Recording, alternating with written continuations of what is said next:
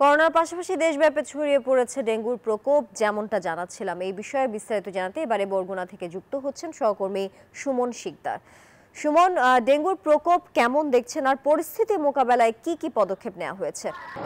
ধন্যবাদ তানিয়া আপনাকে। আপনি যেমনটি বলছিলেন যে বরগুনায় আসলে কিন্তু ডেঙ্গুর প্রকোপ বেড়েছে এবং সারা দেশে যে পরিস্থিতি বিরাজ করছে তার থেকে কিন্তু বরগুনা একটু ভিন্ন চিত্র। কারণ কি, এখন পর্যন্ত সারা দেশে যে পরিমাণ ডেঙ্গু রোগী আক্রান্ত হয়েছে তার প্রায় 1/4 কিন্তু বরগুনার রোগী, এবং স্বাস্থ্য বিভাগের পক্ষ থেকে কিন্তু ইতিমধ্যেই বরগুনাকে ডেঙ্গুর হটস্পট হিসেবে চিহ্নিত করেছে। এবং আমি যদি একটু এই মুহূর্তের পরিস্থিতি বরগুনার বলতে চাই, যে আমরা দেখেছি যে ঈদ পূর্ববর্তী সময় থেকে এখন পর্যন্ত প্রতিদিনই কিন্তু বরগুনা 250 শয্যা যে জেনারেল হাসপাতাল রয়েছে এখানে রোগীর সংখ্যা বৃদ্ধি পাচ্ছে, এবং এই যে হাসপাতালটি রয়েছে এটির প্রায় এখন এই মুহূর্তে কিন্তু এই হাসপাতালে প্রায় দ্বিগুণ রোগী রয়েছে। এবং আমরা বলবো স্বাস্থ্য বিভাগ আমাদেরকে যে তথ্য জানিয়েছিল সবচেয়ে, সেই তথ্য অনুযায়ী যদি আপনাকে বলি যে এখন পর্যন্ত কিন্তু 1838 জন ডেঙ্গু রোগী বরগুনায় শনাক্ত হয়েছে। তবে বেসরকারি হিসেবে কিন্তু এই ডেঙ্গু রোগীর সংখ্যা প্রায় 200 দিকের উপরে।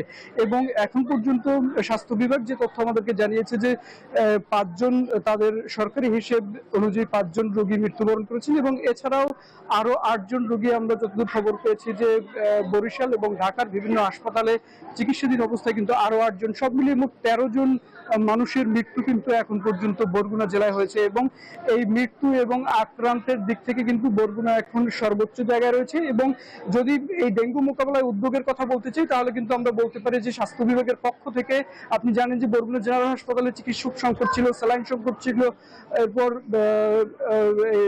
কিটের সংকট ছিল।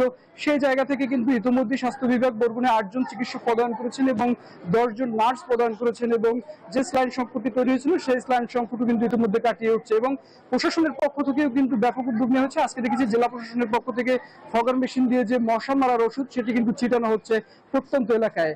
এই ছিল আমার কাছে বরগুনা থেকে সবশেষ পরিস্থিতি। ফিরে যাচ্ছি স্টুডিওতে তানিয়ার কাছে। তানিয়া। সুমন, আপনাকে ধন্যবাদ বরগুনা থেকে যুক্ত থাকার জন্য। বান্ডেল থাকলে প্রতি সেনমানিতে টাকা বাঁচবে।